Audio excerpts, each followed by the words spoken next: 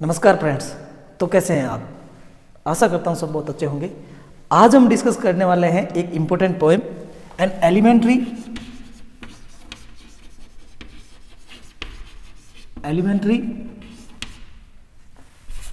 School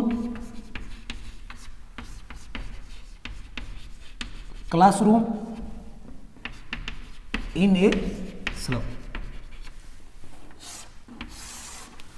N elementary school classroom in a slum important poem है और लिखी किसने है? स्टेफन स्पेंडर ने। Stephen Spender. हम इस पोएम को अच्छी तरह से डिस्कस करेंगे। उससे पहले हम डिस्कस करते हैं कुछ की फैक्ट स्टेफन स्पेंडर के बारे में कि स्टेफन स्पेंडर कौन थे। तो स्टेफन स्पेंडर सबसे पहले बॉर्न इन 1909 में इनका जन्म हुआ था। सेकंड फैक्ट है कि he was a English poet and writer. ये एक इंग्लिश पोएट थे और राइटर भी थे। इन्होंने कई एसेज भी लिखे हैं। थर्ड फैक्ट है कि ये पॉलिटिक्स में इंटरेस्टेड थे। तो he was interested in politics. ये पॉलिटिक्स में इंटरेस्टेड थे और इन्होंने अपना आप को सोशलिस्ट ऐसे घोषित कर दिया था। ठीक है, तो इनके बारे में ज़्यादा फैक्ट याद रखने की ज़रूरत नहीं है। 3 फैक्ट बहुत है कि इनका जन्म है वो 1909 में इनका जन्म हुआ था और ये इंग्लिश के पोएट और राइटर थे और ये पॉलिटिक्स में बहुत ज़्यादा इंटरेस्टेड थे। अब देख लेते हैं इनके इंपॉर्टेंट वर्क्स में। तो इंपॉर्टेंट वर्क्स की जब हम बात करते हैं तो 4 इनके इंपॉर्टेंट वर्क्स बन जाते हैं। जो पहला वर्क है वो है poem of dedication.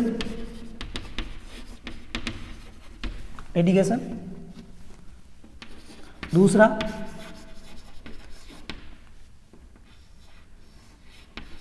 Age of being. Third the creative element और फोर्थ है the struggle of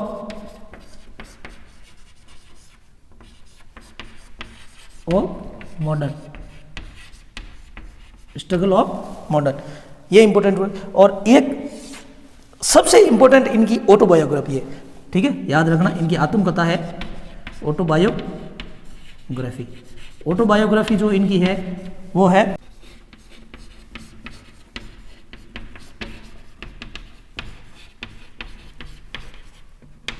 world with in world. ये इनकी ऑटोबायोग्राफी है। तो ये कुछ की फैक्ट है स्टेफन स्पेंडर के बारे में। सबसे पहले उनका जन्म 1909 में। ठीक है, ये एक इंग्लिश पोएट और राइटर थे। इन्होंने कई एसेज भी लिखे हैं और ये पॉलिटिक्स में इंटरेस्टेड थे और इन्होंने सोशलिस्ट अपना आप को घोषित कर दिया था। ठीक है, इनके इंपॉर्टेंट वर्क है जो पोएम में दे रखे हैं। ठीक है, तो poems of dedication, age of being, the creative element और उसके बाद में द स्ट्रगल ऑफ मॉडर्न और इनकी ऑटोबायोग्राफी। ये इंपॉर्टेंट वर्क है वर्ड विद इन वर्ड। अब हम डिस्कस करते हैं स्टेफन स्पेंडर साहब की an elementary school classroom in a slum की जो पोएम है। उस पोएम के हर एक स्टेंजा को लाइन बाय लाइन ऐसे हम डिस्कस करते हैं। तो मैं शुरू करता हूँ। Far far from gusty waves. Far far from gusty waves. ये गस्टी वेव्स, गस्टी का मतलब प्रबल और वेव्स का मतलब तरंगे। प्रबल तरंगे का मतलब इस पूरे इस संसार से, ये जो संसार है जो एकदम बहुत ही अच्छा सा संसार है। ठीक है, बहुत ही प्रबल संसार है। प्रबल वेव्स का मतलब तरंगों का जो संसार है उस संसार से फार का मतलब बहुत दूर। ये फार का मतलब है कि बहुत दूर। जब शब्द आया फार, इसका मतलब उन सब चीज़ों से बहुत दूर। ये गस्टी वेव्स, ये जो पूरा संसार है जो बहुत ही अलग तरीके से चल रहा है, बहुत ही अच्छा चल रहा है, इन सब से दूर। दीज चिल्ड्रन फेसेज, इन सब बच्चों के जो चेहरे हैं, इन सब बच्चों के जो चेहरे फेसेज है, ठीक है, लाइक रूटलेस वीड्स, ऐसे लगते हैं जैसे रूटलेस वीड हो, जैसे बिना जड़ों युक्त, मतलब जिनकी जड़ें नहीं हो, और वो भी कैसे हो, वीड्स। वीड्स का मतलब होता है खरपतवार, ठीक है। ये जो वीड्स होती है इसका मतलब होता है खरपतवार। खरपतवार का अर्थ होता है कि जब किसान कोई भी चीज़ बोता है ज़मीन में तो वो चीज़ उग जाती है, उसके अलावा जो दूसरी जो घास उगती है, घास फूस उगता है, उनको वीड्स बोला जाता है। तो ये लोग, ये जो बच्चे हैं ना, ये ऐसे है जैसे उस फसल के साथ कोई वीड्स हो, कुछ खरपतवार हो, ऐसे ये बच्चे लगते हैं जो इस संसार से बिल्कुल ही अलग है। तो सबसे पहली लाइन इंपॉर्टेंट लाइन है, और इसमें देखो फार फार फ्रॉम, फे फे फे, इन सब की पुनरावृत्ति हो रही है, इन व्यंजनों की पुनरावृत्ति हो। तो यहाँ पर जो फिगर ऑफ स्पीच है ना, फिगर ऑफ जो स्पीच है ना, वो है आपका एलिट्रेशन। कौन सा है? एलिट्रेशन। एलिट्रेशन में हमेशा जो कॉन्सोनेंट साउंड होती है उनकी पुनरावृत्ति होती है, रिपीटेशन होता है। तो फार फार फ्रॉम, गस्टी वेज, इसमें एलिट्रेशन है। और मतलब इसका ये है कि इस दुनिया से दूर ये जो चिल्ड्रन है वो ऐसे लग रहे हैं जैसे रूटलेस वीड्स हो, यानी खरपतवार, और वो भी कैसी, बिना जड़ों की खरपतवार हो। The hair turn round the pallor, ये जो पेलर शब्द है ना, इस पेलर शब्द का अर्थ होता है पीलापन छा जाता। पेलर यानी पीलापन। अब पीलापन कैसा? जब आदमी की डेथ हो जाती है तब उसके चेहरे पर कैसा पीलापन छा जाता है, उसको पेलर बोलते हैं। तो उनका चेहरा ऐसा पीला पड़ा हुआ, ठीक है, गरीब बच्चे हैं बिल्कुल ही, और उनका मतलब कुपोषण के शिकार है, इसके कारण उनका चेहरा पीला पड़ा हुआ है। और उस चेहरे के ऊपर उनके जो हेयर्स है वो टर्न आउट, पूरे ऐसे बिखरे हुए, मतलब बाल पूरे ऐसे बिखरे हुए हैं उनके, और उस चेहरे के चारों ओर वो बाल ऐसे बिखरे हुए लग रहे हैं, ठीक है। The tall girl with her weighed down head, एक लंबी सी लड़की है जिसने अपना हेड है वो ऐसे नीचे किया हो गया, ठीक है। तो यहाँ पर अगर हम बात करें कि उसका हेड नीचे क्यों है, तो कहीं ना कहीं उस हेड पे बर्डन है, और वो बर्डन है पॉवर्टी का, ठीक है, burden of poverty, burden of poverty है, ठीक है। इसके कारण उसका जो सर है वो झुका हुआ है। द पेपर स्विमिंग बॉय, और जो उसके पास में एक लड़का बैठा है वो कैसा है, पेपर स्विमिंग, बिल्कुल पतला सा, इतना पतला जैसे कि कोई पेपर हो, paper seeming boy with rat's eyes, और उसकी जो आंखें कैसी है, वो चूहे जैसी है, मतलब बिल्कुल छोटी छोटी आंखें हैं उसकी, और चूहे जैसी, और चूहे की आंखें ऐसे बाहर निकली हुई होती है, ऐसा लग रहा होता है वो कि वो कुछ ढूंढ रहा हो। तो बच्चा भी ऐसा लग रहा है कि वो कुछ ऐसे ढूंढ रहा हो, ठीक है। The rat's eye, the stunted unlucky heir of twisted bone, और स्टंट का अर्थ होता है हड्डियों का मुड़ जाना, ऐसा रोग हो जाना जिसमें हड्डियों का मुड़ जाना। तो स्टंट अनलकी एयर, वो एयर तो है उत्तराधिकारी, ये जो एयर है इसका मतलब होता है उत्तराधिकारी। उत्तराधिकारी, वो किसी चीज का उत्तराधिकारी तो है, परंतु उत्तराधिकारी किसका है, एक ऐसी बीमारी का है जिसमें उसकी हड्डियां मुड़ गई है, ठीक है। ऑफ ट्विस्टेड बॉन, उसकी हड्डियां ऐसे ट्विस्ट हो गई यानी मुड़ गई है, ठीक है। रिसाइटिंग ए फादर्स नाल्ड डिजीज, और वो कहीं ना कहीं उसको अपने एयर में, अपने उत्तराधिकार में और कुछ नहीं मिला। उत्तराधिकार में तो कुछ अच्छी चीजें मिलती है, कुछ बढ़िया बढ़िया चीजें मिलती है, परंतु इसको उत्तराधिकार में नाल्ड डिजीज मिली है। कौन सी डिजीज मिल रही है, नाल्ड डिजीज। ये एक प्रकार की डिजीज, ये एक प्रकार की बीमारी होती है जिसमें हड्डियां मुड़ जाती है, जिसमें हड्डियां क्या हो जाती, गांठे पड़ जाती है और हड्डियां मुड़ जाती है। तो उसको अपने उत्तराधिकार में नाल्ड डिजीज मिली है। His lesson from his desk, वो अपने लेसन से, ये जो रिसाइटिंग आया है ये इस लेसन के लिए आया, अपने डेस्क पे वो अपने लेसन को रिसाइटिंग यानी पुनरावृत्ति कर रहा है, दोहरा रहा है, बार बार दोहरा रहा है। At back of the dim class, और जो क्लास है, क्लास कैसी है, डिम है। क्लास कैसी है, डिम है। डिम का मतलब है रोशनी कम है, रोशनी कम, ठीक है, कम रोशनी वाला क्लास है, ठीक है। और जो क्लास है वो डिम है, कम रोशनी वाला क्लास है। उसमें क्लास के सबसे पीछे, ठीक है, one unnoted sweet and young, वहां पर एक छोटा बच्चा बैठा है, ठीक है, जो स्वीट है और यंग है, मतलब अच्छा बच्चा है, बहुत ही सुंदर बच्चा है। यानी यहाँ तक तो इन्होंने क्लास, जो स्लम की जो क्लास है उसके बच्चों की कहीं ना कहीं तो बुराई की है, परंतु यहाँ पहली बार इन्होंने बहुत ही अच्छी बात बोली, स्वीट एंड यंग बच्चा है, जो बिल्कुल प्यारा सा बच्चा है, ठीक है, बिल्कुल प्यारा सा बच्चा पीछे बैठा है। His eyes lived in a dream, और उसकी आंखों में एक सपना है, बच्चे की आंखों में एक सपना है। और ये लेखक है जो बच्चों की आंखों में एक सपना, ऐसा क्यों कह रहे हैं, क्योंकि जब हम दिमाग में कुछ अच्छी चीज़ सोचते हैं ना कि हम ये करेंगे, हम ये करेंगे, तो हमारी आंखें ही बता देती है कि दिमाग में कुछ अच्छा चलता है, आंखें ऐसे चमक उठी, तो उसकी भी आंखें कहीं ना कहीं चमक उठी हुई है। इसलिए ये कह रहा, जो हमारा लेखक है वो कह रहा है कि उसकी जो आंखें हैं उनमें एक ड्रीम है। और ड्रीम किसका, छोटा बच्चा है, ड्रीम किसका होगा, वो ड्रीम होगा स्क्वायरल गेम। वो जो स्क्वायरल गेम है ठीक है। वो जो गिलहरियाँ है वो ऐसा खेल, मतलब गिलहरी वाला जो खेल है कि जब भी छुट्टी होगी, जब भी मेरे को यहाँ से छुट्टी मिलेगी तो मैं गिलहरी वाला गेम खेलूंगा। और कौन सा वो गेम कौन सी जगह, ट्री रूम में जाके खेलेगा। अदर देन दिस, इस रूम से वो रूम अलग है, ट्री वाली रूम में जब जाके वो स्क्वारल गेम खेलेगा, ऐसा सोचकर उसकी आंखों में कहीं ना कहीं रोशनी है और वो बिल्कुल ही प्यारा सा वो बच्चा लग रहा है। तो ये था हमारा फर्स्ट स्टेंजा। इसमें सबसे पहले इसमें इन्होंने एलिट्रेशन का यूज किया है। सेकेंड इन्होंने द पेपर स्विमिंग बॉय, मतलब लड़का है कैसा है, पेपर की तरह, लड़का है वो कैसा है, पेपर की तरह।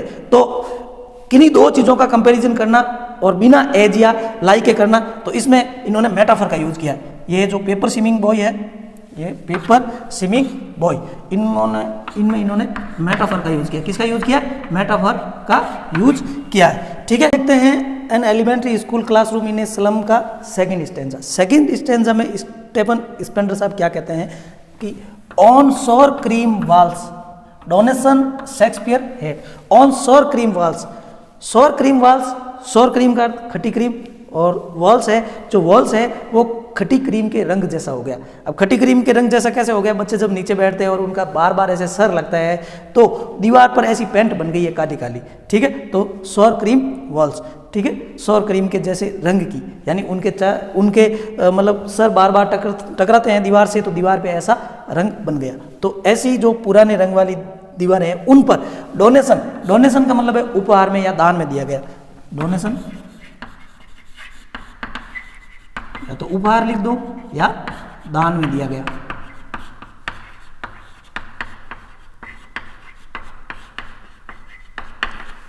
वहां पर एक डोनेशन से जो दिया गया है वो शेक्सपियर्स हेड, शेक्सपियर सर जो इंग्लिश लिटरेचर के गॉड, हम अगर गॉड फादर कहें तो कोई अतिशयोक्ति नहीं, उनका एक पोर्ट्रेट लगा हुआ है, वो भी डोनेशन में दिया हुआ है, दीवार पर एक पोर्ट्रेट लगा हुआ है। यहाँ पे जो शेक्सपियर हेड है वो पोर्ट्रेट है और उसका हेड, पोर्ट्रेट का हेड ऐसे कहा गया है, तो यहाँ पर कहीं ना कहीं लेखक ने पर्सनिफिकेशन का यूज किया है। जो फिगर ऑफ स्पीच की है वो पर्सनिफिकेशन, पर्सोनिफिकेशन, क्योंकि यहाँ पे जो शेक्सपियर है वो एक पोर्ट्रेट है और उनका हेड ऐसे शेक्सपियर हेड कह रहे हैं, तो पर्सोनिफिकेशन का यूज उन्होंने किया है। तो वहाँ पर शेक्सपियर का एक बड़ा सा पोर्ट्रेट लगा हुआ है, ठीक है, क्लाउडलेस एंड डाउन, और दूसरी एक पिक्चर ऐसी लगी हुई है जिसमें डाउन का पिक्चर है, ठीक है, डाउन के समय का पिक्चर। डाउन यानी जो सुबह का जब समय होता है ना, ये DAW, ये जो भोर का समय, जो सुबह का समय होता है ना डाउन, और इसका जो उल्टा होता है वो होता है डस्क, ठीक है। डाउन जो सुबह का समय और डस्क शाम का जो गोधूली बेला होती है उसको डस्क बोलते हैं, ठीक है। तो दूसरा जो पोर्ट्रेट है वो सुबह सुबह का समय का है, ठीक है, डाउन के समय। सिविलाइज्ड डोम राइडिंग ऑल सिटीज, और कई प्रकार की सिटीज का एक पोर्ट्रेट है, मतलब फोटो लगा हुआ है, जो कई प्रकार की सिविलाइज्ड, बहुत ही सिविलाइज्ड, मतलब बहुत ही सभ्य सिटीज का, सभ्य शहरों का भी फोटो है, ठीक है। बेल्ड फ्लावरी, बेल्ट फ्लावरी, और फूलों से भरी हुई मतलब जगहों का ऐसा वहाँ पर चित्र है। टाइरोल्स वैली, और पास में टाइरोल्स वैली जो एकदम बिल्कुल फूलों से भरी हुई एक घाटी है, टाइरोल्स वैली, जो आल्प्स के जो पर्वत है वहाँ पर एक टाइरोल्स वैली है जो बहुत ज़्यादा फूलों से भरी हुई प्रसिद्ध वैली है, उसका चित्र भी वहाँ पर है। ओपन हैंडेड मैप अवार्डिंग, और ओपन हैंडेड मतलब बिल्कुल ही उदार, मतलब बहुत ही उदारता प्रकट करने वाला एक मैप यानी मानचित्र भी लगा हुआ है। Awarded the word it words and yet for this children, the word it word yet for, ये जो वर्ड है ये सारा का सारा संसार है, ये जो वर्ड उन चित्रों में जो शो हो रहा है ये इन बच्चों के वर्ड से बिल्कुल अलग है। And yet for this children, इन बच्चों के लिए, दिस विंडोज, इन बच्चों के लिए ये वर्ल्ड है, कोई मायने नहीं रखता, ये वर्ल्ड इन बच्चों का अलग है, और वो जो वहाँ पर पोर्ट्रेट है, वो जो मैप है, ये वर्ल्ड बिल्कुल अलग है, और ये जो वर्ड है वो इन बच्चों के लिए कोई मायने नहीं रखता। इनका वर्ड है वो तो दीज विंडोज, इनका वर्ड तो केवल ये विंडोज है, ये जो खिड़की है, जो पास में जो खिड़की लगी हुई है, ये जो खिड़की खुलती है, यही इनका वर्ड है। नॉट दिस मैप, ये मैप इनका वर्ड नहीं हो सकता। Their world where all their future painted with fog, उनका वर्ड तो केवल ये खिड़की है, और खिड़की ऐसी जगह खुलती है, वो गंदी सी एक स्ट्रीट में खुलती है, और उनमें जो उनका फ्यूचर है वो पेंटेड विथ फॉग, पूरा का पूरा जो फ्यूचर है वो फॉग से भरा हुआ है, पूरा का पूरा फ्यूचर है वो काले कोहरे से भरा हुआ है। A narrow street sealed in with a lead sky, और वो जो खिड़की खुलती है एक नैरो स्ट्रीट में, एक पतली सी गली में खुलती है, और वो गली है पूरी की पूरी लेड स्काई से भरी हुई है, ठीक है। उसका जो स्काई है वो लेड स्काई। यहाँ पे जो ये जो लेड स्काई है इसका मतलब है कहीं ना कहीं उनके ऊपर एक प्रकार का बर्डन है, और बर्डन ऑफ पॉवर्टी है। उनके ऊपर जो स्काई, उनके ऊपर जो संसार है, उनके ऊपर जो आसमान है वो पॉवर्टी का आसमान है, ठीक है।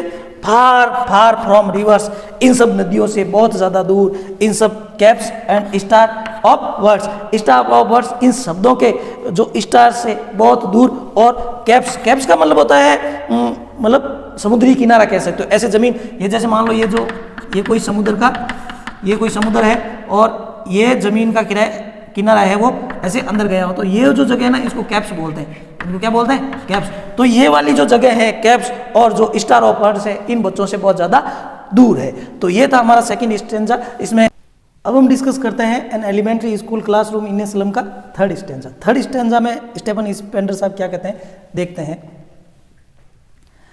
Surely Shakespeare is wicked. Surely यानी ये श्योर है कि जो शेक्सपियर इज विक्ड, जो शेक्सपियर का जो पोर्ट्रेट लगा है वो उनके लिए विक्ड है। विक्ड यानी उनमें कोई इनकी रुचि नहीं है, अरुचिकर, ठीक है। ये जो विक्ड शब्द है ना इसका मतलब है अरुचिकर, अरुचिकर यानी उसमें कोई रुचि उनकी नहीं। वहाँ के जो बच्चे हैं वो नहीं जानते कि शेक्सपियर सर कौन थे, ठीक है, और शेक्सपियर सर में उनकी कोई रुचि नहीं है। The map a bad example, और जो मैप वहाँ पे लगा हुआ है वो उनके लिए बहुत ही बैड, बुरा एग्जाम्पल है, बुरा उदाहरण है। विथ शिप्स एंड सन, आपको पता है तो हमने पिछले जो स्टेंजा उसमें देखा था कि वहाँ पर नदियों के भी चित्र है। तो नदियों में जो शिप्स खड़े हैं, और हमने एक पोर्ट्रेट क्लासरूम में ऐसा देखा जिसमें डाउन के समय का, और डाउन के समय में जो सन है, जो शिप और जो सन है वो उनके लिए मतलब कोई मतलब नहीं रखता, उनके लिए बिल्कुल विक्ड है, अरुचिकर है, ठीक है। यहाँ पे शिप एंड सन से तो यहाँ पर एलिट्रेशन हो सकता है, फिगर ऑफ स्पीच में यहाँ पर एलिट्रेशन हो सकता है। And love tempting them to steal, और ये तो उनको टेम्पटिंग करता है, उनको उकसाता है कि इन सब को वो क्या कर ले, उनको मन में ऐसी थिंकिंग आती है कि इन सब को वो क्या कर ले, चोर ले, स्टील कर ले यानी चोर ले, स्टील यानी चुरा ले जाना, ठीक है,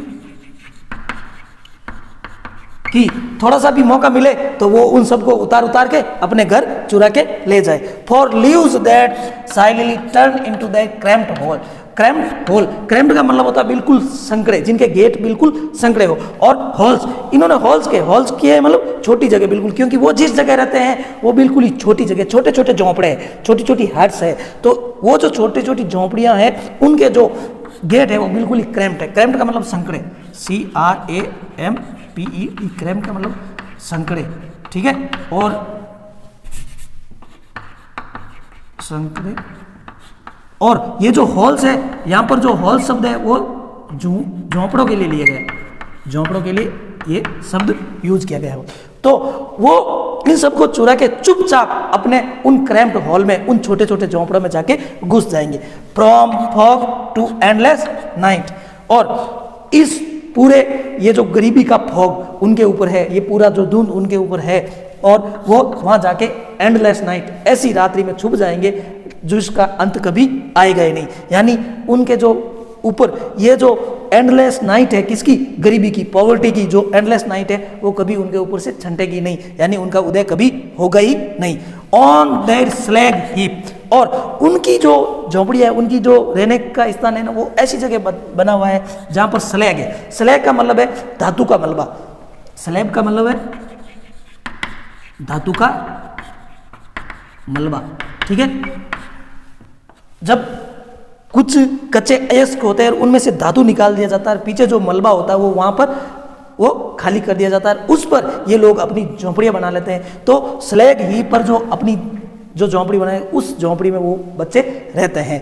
these children wear skin peeped through by bones, ये जो बच्चे हैं वो पहनते हैं, ठीक है, यहाँ पर वियर स्किन लिखा है इसने, अपनी स्किन को पहनते। कहने का मतलब उनकी स्किन ऐसे लगी हो जैसे हमारे कपड़े हो ना, वैसे उनकी स्किन ऐसे लग रहा है जैसे कि उनकी स्किन उन्होंने पहन रखी है। पिप्ड थ्रू बाई बॉन्स, पतली पतली जो बोन्स है, बोन्स यानी हड्डियाँ, जो पतली पतली हड्डियाँ हैं उनके ऊपर उन्होंने ऐसा लग रहा है जैसे कि उन्होंने ये चमड़ी पहन रखी हो। ऐसे अगर ऐसे हाथ से पकड़े ऐसे खींचे तो ऐसे चमड़ी अलग आ जाए, ऐसा लग रहा है उन बोन्स पे, उन हड्डियों पे उन्होंने वो चमड़ी पहन रखी है। यानी बिल्कुल दुबले पतले, जो बिल्कुल दुबले पतले होते हैं और कुपोषण के शिकार होते हैं, उनको ऐसे लग रहा है जैसे ये चमड़ी लटकी हुई है, यानी उसके ऊपर ऐसे लग रहा है जैसे चमड़ी पहनी हुई है। And spectacle of steel with mended glass, spectacles of steel, और उन्होंने स्टील के ग्लास, स्टील की फ्रेम वाले स्पेक्टेकल, स्पेक्टेकल्स का अर्थ होता है चश्मे, ठीक है, स्पेक्टेकल्स यानी चश्मे, उन्होंने चश्मे पहन रखे और उन चश्मों की जो फ्रेम है वो स्टील की फ्रेम, और स्टील की फ्रेम तो बहुत भारी होती है, विथ मैंडेड ग्लास, और जो ग्लास है उनको भी बिल्कुल ही ऐसे काट के अपडेटेड, यानी कहीं फूट गए होंगे तो उनको वापस से चिपका के ऐसे पहने हुए हैं। Like bottle beads on stone, like bottle beads on stone, यहाँ पे लाइक आया है और बॉटल बीड्स ऑन स्टोन से लाइक आया, तो ऑब्वियसली इसमें जो फिगर ऑफ स्पीच होगा वो कौन सा होगा, सिमिली, कौन सा होगा, सिमिली, इसमें फिगर ऑफ सिमिली होगा। और पर्टिकुलर इस लाइन का मतलब ये है कि वो ऐसे लग रहे हैं, बोटल बीट्स ऑफ स्टोन। इसमें देखो बोटल बीट्स ऑफ स्टोन है, इसमें हम दो अर्थ निकाल सकते हैं। एक तो किसी बोतल, कांच की बोतल को हम पत्थर से मारते हैं तो वो कैसे टुकड़ों में बिखर जाता है, तो वैसे टुकड़ों में बिखरे हुए जैसे वो बच्चे हैं। और सेकंड हम ये कह सकते हैं कि वो जो बच्चे हैं बिल्कुल दुबले पतले, बिल्कुल गरीब है, ऐसा लग रहा है जैसे कि किसी कांच, मतलब किसी स्टोन, किसी पत्थरों पर छोटे छोटे कांच के टुकड़े मतलब हो। All of their time and space are foggy slum, उनका पूरा का पूरा टाइम और स्पेस, यानी जिस जगह वो रहते हैं, जिस समय में वो रहते हैं, वो उनका पूरा का पूरा समय फॉगी स्लम से भरा हुआ है, ठीक है, फॉगी स्लम से भरा हुआ है, वही उनकी कच्ची बस्ती, वही उनकी लाइफ है। सो ब्लॉट देयर मैप, इसलिए उन सब मैप्स को ब्लॉट कर दो। ब्लॉट यानी मिटा देना, ठीक है, ये जो शब्द है ना ब्लॉट, इसका मतलब होता है मिटा देना, ब्लॉट का अर्थ होता है मिटा देना। इसलिए उन सब मैप्स को, उन सब पोर्ट्रेट को आप मिटा दो with slum as big as doom, इस बड़े से डूम की तरफ, और उनका जो पूरा का पूरा संसार है वो तो स्लम से भरा हुआ है। तो ये था the elementary school classroom in a slum का थर्ड स्टैंजा। अब हम डिस्कस करते हैं the last stanza of an elementary school classroom in a slum. तो इसमें अनलेस गवर्नर, इंस्पेक्टर, विजिटर, हालांकि जब गवर्नर साहब आते हैं, जब वहाँ पे कोई इंस्पेक्टर आते हैं तब, या कोई विजिटर जब ये वहाँ पर आते हैं तो उस क्लास की थोड़ी सी भी जो स्थिति है वो सारी चेंज हो जाती है। होता है ना, जब कोई इंस्पेक्टर आता है स्कूल में तो सर कहते हैं कल नए कपड़े पहनना, तो बच्चे भी कुछ नए कपड़े पहनना, तो कुछ अलग होते आते हैं। This map become their window, तब जो ये जो मैप जो शो हो रहा है, ये मैप उनकी विंडो बन जाता है, यानी ये मैप उनके लिए थोड़ा सा यूजफुल हो जाता। तब लगता है कि इन मैप की जो भी चीज़ें हैं वो उनके कहीं ना कहीं काम आ जाती है, क्योंकि तभी लगता है कि ये बच्चे अपनी जिंदगी में कुछ कर लेंगे। And these Windows that shut upon their leaves like catacombs, और ये विंडोज है वो बंद हो जाती है उनके लिए, दैट शट अपॉन, उनके पीछे बंद हो जाती है, दैट लीव्स लाइक कैटाकॉम्स, जो उनकी जिंदगी के पीछे वो जो उनकी जो विंडोज है वो बंद हो जाती है, और उनकी जिंदगी कैसी है, लाइक कैटाकॉम्स, कैटाकॉम्स की तरह। कैटाकॉम्स का अर्थ होता है जो कब्र होती है, जो कब्र के अंदर जो स्ट्रक्चर बना होता है उनको कैटाकॉम कहते हैं, ठीक है। ये जो शब्द है ना कैटाकॉम्स, कैटाकॉम्स का मतलब होता है कब्रगाह। क्या होता है, कब्रगाह, कब्र के अंदर की जो स्थिति होती है, यानी कब्र जैसी जो उनकी लाइफ है, कब्र जैसी जो उनकी हट्स बनी हुई है, उन हट्स की जो स्थिति है उनसे वो बाहर निकल सके। Break open till they break the town, उन सबको तोड़ दो और जब तक तोड़ते जाओ तब तक वो उस टाउन से बाहर नहीं निकल जाते, यानी बच्चे तब तक अपना पूरा का पूरा डेवलपमेंट नहीं कर लेते। And show the children to green fields, और उन बच्चों को उन सब चीज़ों से, उस स्लम की जो बस्ती है उनसे बाहर निकलने दो, और ये इस विश्व में, इस जो दुनिया में जो सुंदर सुंदर जगह है, जो ग्रीन फील्ड्स है, वो उनको दिखाओ और उनको इतनी अपॉर्चुनिटी दो कि वो अपना खुद का नया वर्ड बना सके। Run azure on gold stand, और एज्योर का मतलब हो ये जो नीला आकाश है, ठीक है, ये जो शब्द है ना AZUR, एज्योर, इसका मतलब होता है नीला आकाश, और उनको स्वतंत्रता पूर्वक ये पूरा का पूरा नीला आकाश देखने दो। Run azure on gold sand, और उनको अपनी लाइफ को इन गोल्डन सैंड पर, मतलब इन गोल्डन सैंड पर कुछ लिखने दो। And let their tongues run naked into books, और इनके जो टंग से, इनकी जो जबान है उनको बुक्स पर, मतलब नेक्ड होके बुक्स पर दौड़ने दो। कहने का मतलब है जबान को बुक्स पर दौड़ने दो, यानी इनको विभिन्न प्रकार की किताबें दे दो ताकि ये इनमें जो भी अपनी कैपेसिटी है वो कैपेसिटी को बता सके। And white and green leaves open, और ये पूरा का पूरा फील्ड जो सामने जो नीली पत्तियों से ये फील्ड भरा हुआ है, जो अपॉर्चुनिटी से भरा हुआ फील्ड है, वो इनके लिए खुला हो सके। History their whose language is sun, और ये हिस्ट्री को पढ़ सके जिसकी जो लैंग्वेज है वो सन है, यानी इस सूर्य की जो किरणें हैं जिस प्रकार फैलती है उस प्रकार इनको फैलने दो, ये फैल जाए, विभिन्न जगहों पर ये जाए और अपनी कैपेसिटी बता सके और अपॉर्चुनिटी का पूरा यूज कर सके। अब the elementary school classroom in a slum, जो स्टेफन स्पेंडर की लिखी हुई, इसके कुछ की फैक्ट मैं अब और बता देता हूँ। सबसे पहले मैं इनकी जो थीम है वो है सोशल इनजस्टिस, सोशल इनजस्टिस, और सेकंड जो इनकी थीम है वो है क्लास इनइक्वालिटी, क्लास इनइक्वालिटी। पहली है सोशल इनजस्टिस, जो सामाजिक इनजस्टिस होता है, सामाजिक अन्याय होता है, वो इसकी थीम कहीं ना कहीं हो सकती है। और दूसरी है क्लास इनइक्वालिटी, जो वर्ग विभेद है, वो इसकी कहीं ना कहीं थीम है। ये हमारी आज की poem the elementary school classroom in slum, जो कि स्टेफन स्पेंडर ने लिखी है। वीडियो अगर थोड़ा सा भी आपके लिए हेल्पफुल रहा तो लाइक करें, चैनल को सब्सक्राइब करें। धन्यवाद।